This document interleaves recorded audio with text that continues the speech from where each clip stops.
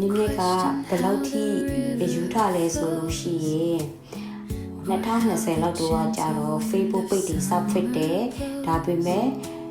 နည်းနည်းပါးပါးတင်ပြီးတော့မတည်ဖြစ်တော့ဘူး2021လောက်မှာ VPN တွေခံရတော့ပို့ဆိုးသွားတာပေါ့ကွယ် Facebook တွေမတိုးဖြစ်ဘူးမတိုးဖြစ်တော့အမ Facebook page ကိုလည်းနားလိုက်တယ်နောက်တစ်ခါ YouTube ကိုယူထားပြီးတော့ကမှ YouTube ကိုလည်း2023ကနေပြီးတော့ YouTube account ကိုဖွင့်တယ်ဖွင့်ပြီးတော့ကမှနှစ်ပို့သုံးပို့လောက်တင်တယ်ပြီးတော့မတင်ဖြစ်ဘူးအဲ့လိုနဲ့တခါဒါကြတော့2025မှာထပ်ပြီးတော့အယူထားလာတဲ့ဟာပဲဖြစ်ပါတယ်draw တွေပြန်တင်မယ်ဆိုပြီးတော့ကမှဒါစမ်းသပ်ထားတဲ့makeup နဲ့ draw တွေပေါ့နော်အဲ့ဒါလေးကိုကြည့်သွားကြပါမိမိကအလုပ်ထိYouTube ကဖြစ်ချင်ပြီးတော့အယူထားခဲ့ဖို့လေဆိုတာလေးပြတာပါလက်ရှိမှာတော့ TikTok မှာ vlog လေးတွေတင်နေတယ်ဝါသနာအရာလောက်တာဖြစ်တဲ့အတွက်ကြောင့်ချစ်ခင်ပြီးတော့အားပေးကြပါ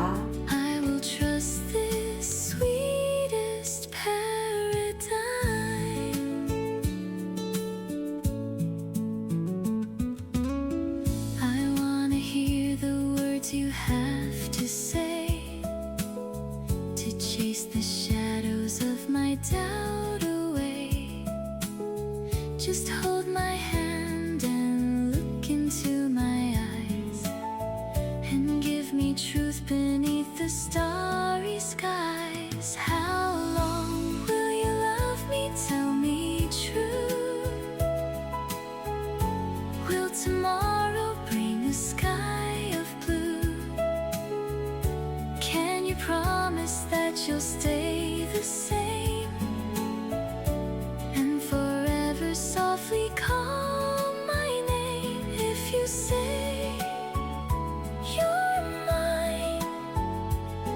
for all of time. လာတော့ပြီရုပ်သွားတာတော့မယ်သမီးစိတ်လေးယူပြီးတော့